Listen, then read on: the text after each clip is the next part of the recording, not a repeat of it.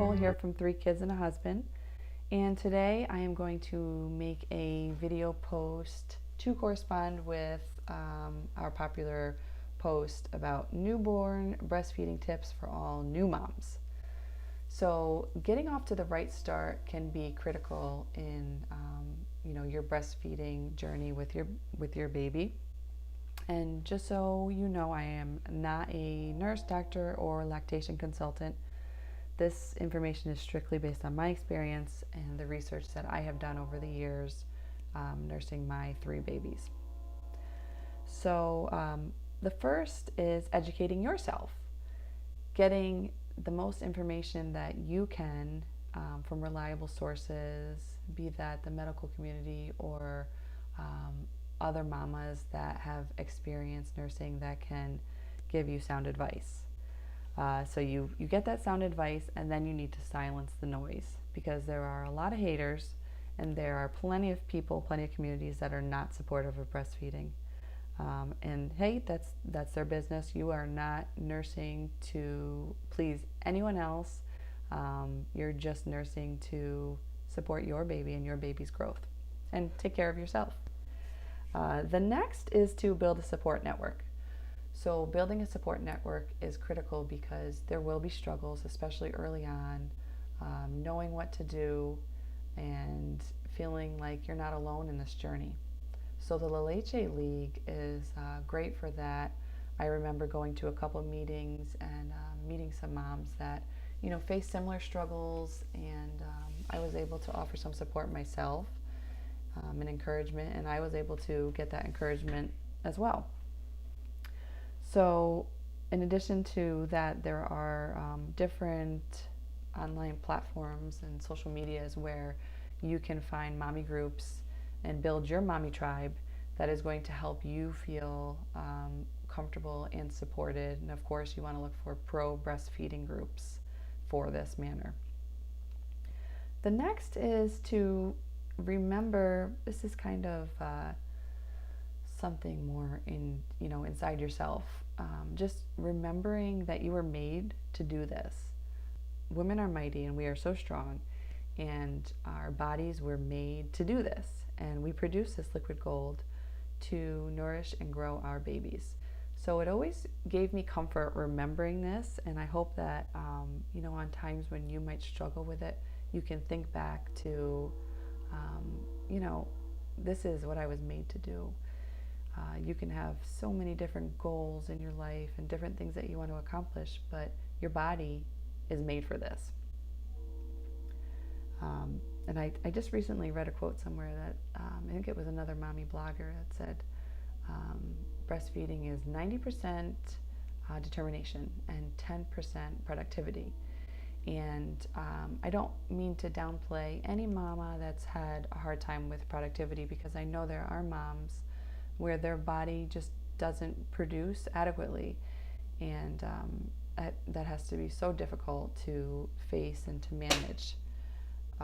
But for the majority, 90% determination, I interpret that as willpower, and you need to stay focused and remember you were made to do this, and your body can do it, and push through in those difficult times. And early on is definitely one of those difficult times, because you're just establishing, and I promise you it will get easier.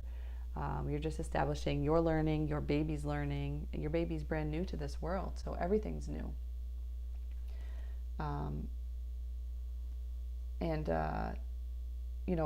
Not only are you nourishing your baby, of course, we could make another post about this, but you're nourishing your body, because every time that your baby nurses, it's contracting your uterus, which is helping to heal your body from labor and childbirth. So that's also a huge plus. The next is to take care of yourself. Self-care, hydration, rest. You need that hydration to produce breast milk, so you got to drink all the water you can, and rest when your baby rests. So you got to sneak those naps in when you can, and it's going to help your body feel better and more able to produce breast milk.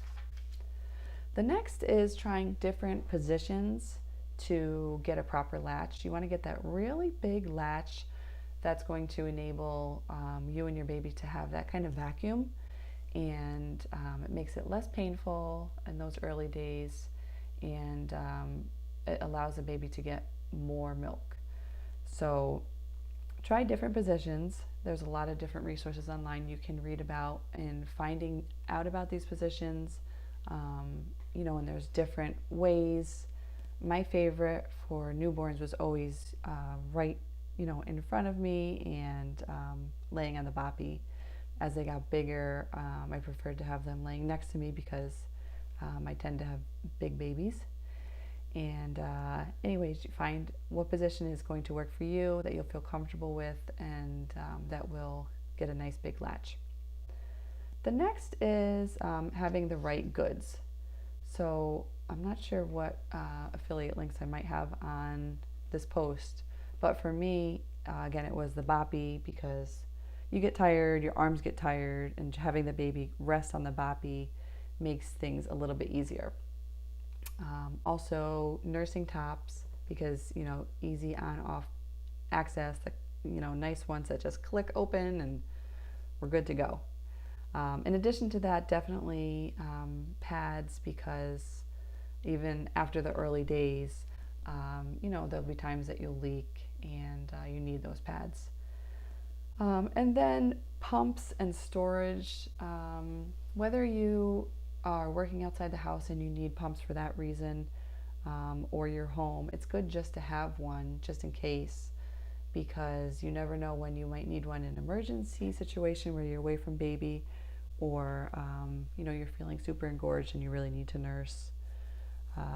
So it's good just to have one in general, and you can check with your insurance. A lot of insurances are going to provide you with an excellent one, and for mamas that are working outside the house, you're definitely going to want to do that, because they can get pretty pricey, the really great double electric ones that are going to get that job done nice and quick.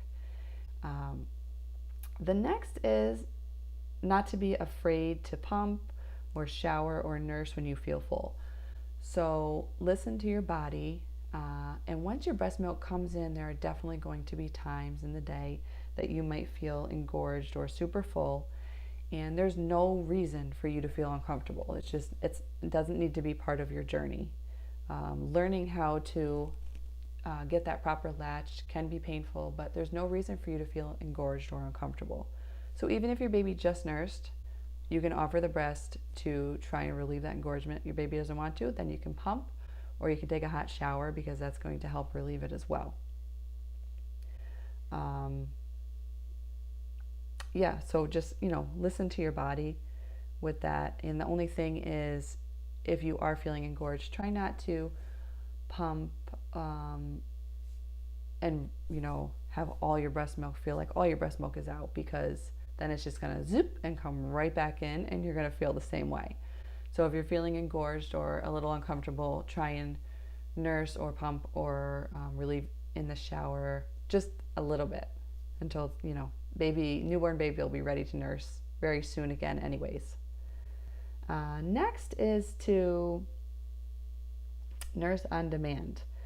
Now, when you have a brand new baby at the hospital, you have to nurse a little bit to a schedule, because you need to keep track of wet diapers and soiled diapers, and make sure that your baby's getting enough of that early milk, that colostrum that's coming in, and then once your breast milk does come in, your baby's tummy is so teeny, but it still does need that breast milk. So you're keeping track of it a little bit then, but as long as you have a healthy baby, your baby met all of those early screenings and everything is good, you can nurse on demand. You're not going to overfeed your baby. There's nothing wrong with a chubby baby, and that's a healthy baby, and all kids definitely lean out once they get moving anyways. So nurse on demand, as long as it's enough. If a few hours have gone by and your baby's been sleeping and you're feeling like, oh, I really need to nurse, that's perfectly fine to wake your baby and nurse your baby. Again, you're not going to nurse them too much. You're not going to breastfeed too much. You can breastfeed too little, but if your baby's healthy, you can listen to your baby's cues. And some of the baby's cues, of course, are crying, that suckling noise they make, that's adorable. It's kind of like a kissy noise. And of course, chomping on their fist. That's really the ways that they communicate that they're hungry and they need to breastfeed. So the next is having skin-to-skin contact, or baby wearing. Having that baby nice and close is going to encourage your breast milk and encourage baby to nurse. So, when you're at the hospital, that skin on skin is great, but you can practice that at home as well. And you can baby wear. Once you're ready to get moving a little bit, you can have that baby right in your carrier. There's lots of different carriers out there. I preferred a wrap when my babies were little, and then as they got bigger, I always liked the ergo. But there's lots of different ways that you can keep your baby close to you, and that encourages the nursing relationship. So the next is just being cognizant of possible allergies.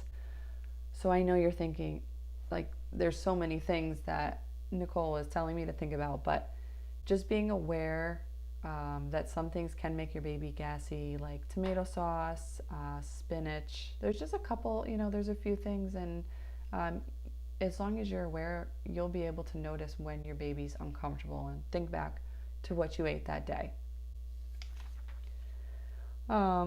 Okay, the next is to never apologize.